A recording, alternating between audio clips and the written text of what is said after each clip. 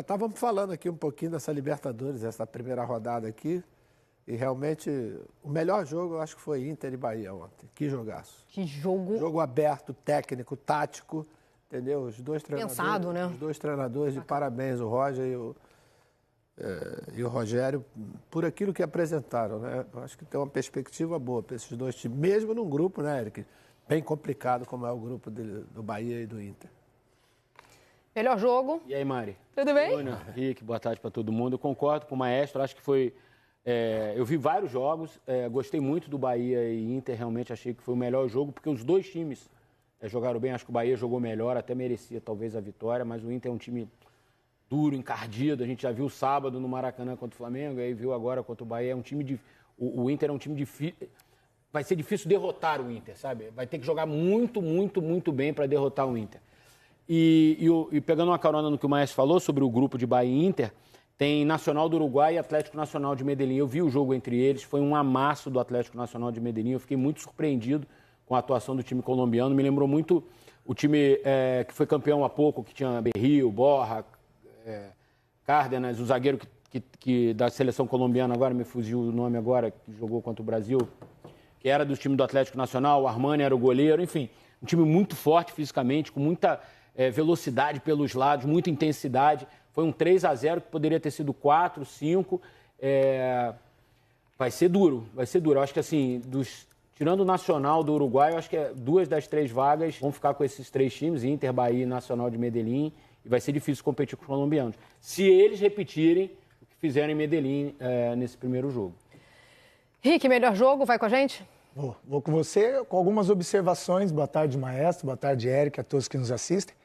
Palmeiras, mais uma vez, mostrando a força mental, principalmente, daquilo que é esse time do Abel. Não fez um belíssimo jogo, mas, mais uma vez, mostrou que nem sempre na Libertadores você precisa jogar bem, você precisa ter resultado, e foi isso que o Palmeiras fez.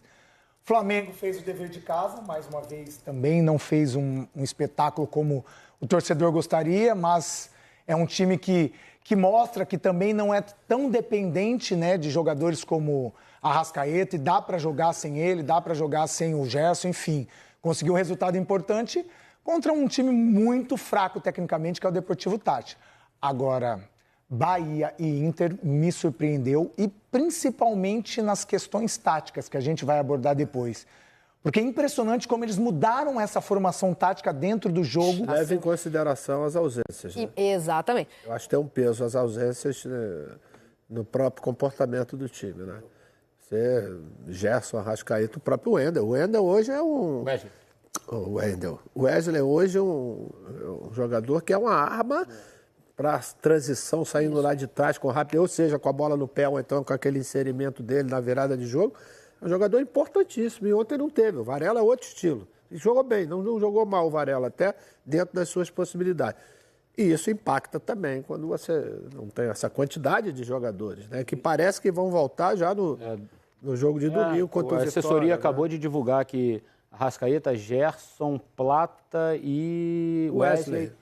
Só o Danilo é que segue em tratamento. Vão para Salvador. É um jogador que faz falta também nesse pacote de desfalques, o Plata. E de todos esses jogadores que jogam pelo lado do campo que o Flamengo tem, ele talvez seja o cara que melhor se adaptou nessa função de jogar pelo meio. E que faz com que o Bruno Henrique consiga ter um pouco mais de mobilidade assim, quando joga de centroavante. Eu achei que ontem o Bruno ficou muito preso com essa linha de 4 caras assim na frente, né? O Michael, o Luiz Araújo, o Bruno e o Cebolinha. Achei que faltou muita movimentação para os 4 ali na frente. Achei que eles ficaram muito recebendo bola no pé. E quando o Plata joga, ele é um jogador assim que consegue fazer um 2 muito rapidamente. Ele sai, ele recebe. É um jogador inteligente. E acho que de todos esses caras que o Felipe tenta usar por ali, com exceção do Arrascaeta, óbvio que é a função, o Plata é o cara que consegue se adaptar melhor ali e que consegue melhorar o jogo do Bruno Henrique como centroavante. Por causa da característica também, né? Achei que ontem esses 4 ficaram muito presos. Outro ponto positivo foi a atuação do Juninho. Esquece o gol, né? Dá uma olhada na movimentação, opção que deu. O Juninho é um centroavante rápido, né? Que ocupa espaço, né? Principalmente quando você tem aquela metida de bola vertical entre o quarto zagueiro e o lateral esquerdo, o back central, o lateral direito. Ele faz muito bem essa jogada segurando essa bola.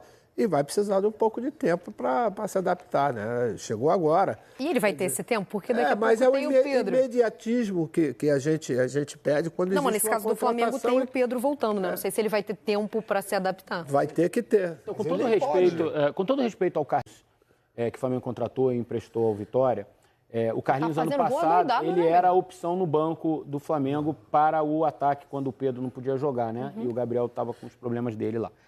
O Juninho, me parece, um jogador de outra prateleira em relação ao Carlinhos. Bem... Jogado, né? É um jogador jogado, experiente, que tem uma bagagem. Eu acho que, assim, em tese, você melhorou as opções para o Felipe Luiz, para o técnico. Você ter o Juninho hoje como uma opção para o Pedro, eu acho que é um ganho em relação à temporada anterior, sabe? E é isso que o cara leva tempo. O cara está há quanto tempo jogando fora do Brasil? Ele não estava no centro. Não, longe disso. Não, mas o que eu quis dizer, e é claro que eu concordo, o jogador precisa de tempo para se mostrar, se adaptar, se entrosar. A minha questão com o Juninho é exatamente o tempo de recuperação do Pedro. Com a volta do Pedro. Mas a volta do Pedro ela vai ter que ser gradual, lenta e gradativa. Tá. Né? Porque não vai encarar quarta e domingo todos os jogos. Aí você tem um centroavante. E aí o tempo está pago. Exatamente, eu acho que é isso. Eu penso assim, Libertadores é uma competição tão diferente do que a gente está acostumado aqui de futebol brasileiro, porque você vai ter jogos que você vai jogar bem, vai ganhar, vai ter jogos que você vai jogar bem, vai empatar, de repente, vai tomar um gol no fim. O Palmeiras ontem poderia ter saído de lá com 2-2, né? O Flamengo também. O Flamengo também. Vai ter jogos que você vai dar espetáculo e vai ter jogos que você vai jogar pelo resultado. E aí, ao final de uma campanha, se você for campeão, você não vai lembrar, lá contra o Tátira foi assim. Mas vai isso lembrar era que a vitória foi jogar importante. por resultado aqui? Eu acho que tem que ganhar. Esse é o jogo que você tem que ganhar. Se você puder jogar, como diz o Felipe, como falava o Jorge Jesus, com notas artísticas, o Felipe gosta e herdou isso do Jorge Jesus, ótimo, maravilhoso, é legal pra caramba. Como foi o Bahia e Inter, várias notas artísticas. Mas tem hora que não dá. É por isso que eu acho que o peso da derrota do Botafogo foi maior do que normal, entendeu? Porque o jogo, como ele se apresentou, tinha a possibilidade de você, pelo menos, sair com um empate daquele jogo. Fora que a gente está falando do atual campeão, né? Que é sempre uma motivação a mais para quem está do lado de lá. Tá do outro lado, com assim, o torcedor do Flamengo tem que se preocupar se durante 3, 4 jogos daqui para frente o padrão de atuação do Flamengo foi igual ao de ontem. Contra o Inter já. Exato, então aí você fala, opa, tem alguma coisa que não está acontecendo.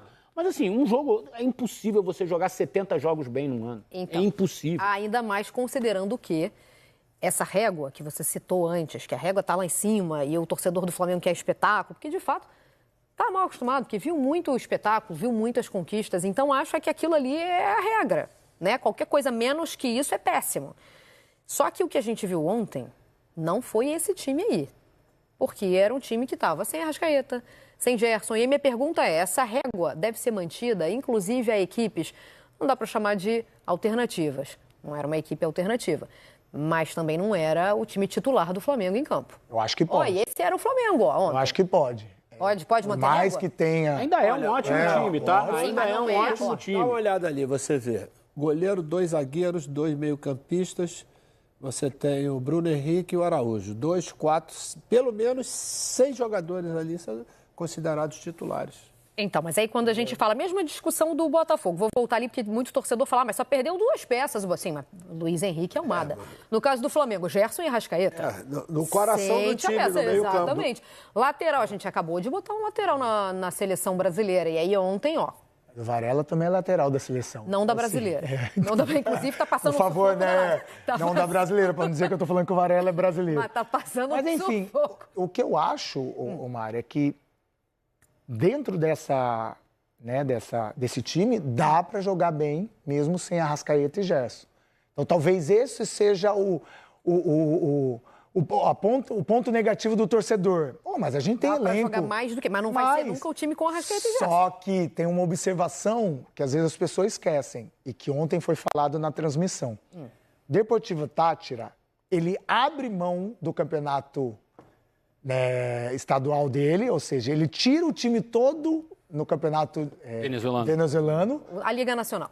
Põe o time reserva para estar com o titular contra o Flamengo. Então você vê a importância. O que o ano passado o Flamengo penou quando abre mão das primeiras rodadas do Campeonato da Libertadores para jogar a final do Campeonato Carioca e depois paga um preço muito caro, porque classifica em segundo e aí todo aquele contexto que aconteceu de ter que decidir fora de casa. Então, essa prioridade, nesse jogo, o Flamengo aprendeu, porque ele levou os melhores. Não tinha o Arrascaeta, não tinha o Gerson, não foi porque ele deixou os caras aqui, não tinha possibilidade porque eles estavam contundidos.